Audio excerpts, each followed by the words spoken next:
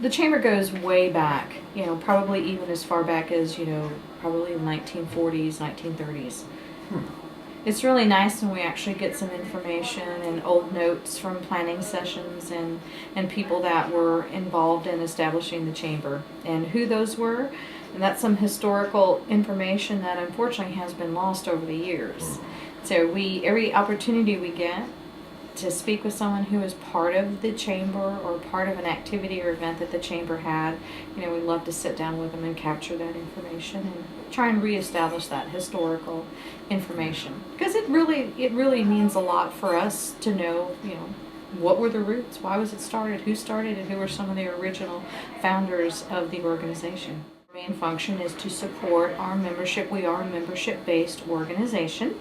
We're actually, our chamber, not so unique in the state. There are many chambers like us across the state. We're a chamber and a tourism bureau also. We don't have a separate convention and visitors bureau in our state, and we act as that. So we really consider ourselves having two divisions, the chamber and the tourism side. One of the great benefits, the chamber on the tourism side, when we do an example such as Rabbit Fest, which is a very large event, it is a tourism event, but every citizen in Copperas Cove, gets to take advantage of that, join us at that event, and it's something for our community. We also host numerous runs, cycling events, and other smaller festival type events, and it's not limited just to tourists. Anybody in the community can come and enjoy it. We still have members that were our charter members. And there's about 150 charter members that we still have existing to this day for our Chamber of Commerce, which I think is, wonderful that they were here to support us, but not only the chamber, but the community, and for them to still be in business and in Harker Heights, I think is phenomenal.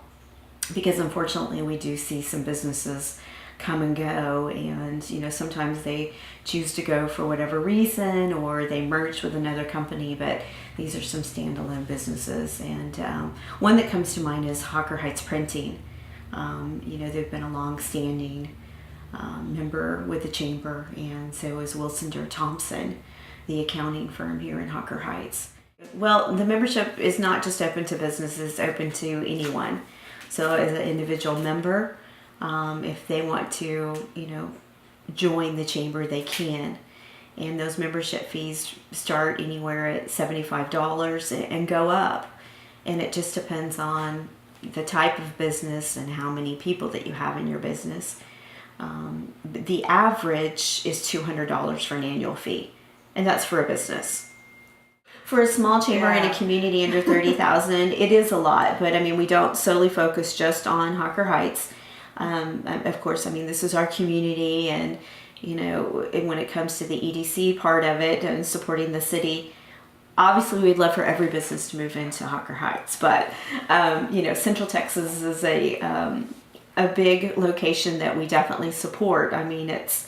Everybody has to work together. It's a great region, and that's really what we kind of focus on. There are reasons chambers exist. You think, gee, wouldn't it be nice if you could combine these two chambers? A lot of that has to do with community identity. And I know that years ago the Temple and the Belton Chamber talked about merging, and the communities just came unwound. We're not going to give up our identity. It's kind of like consolidating school districts.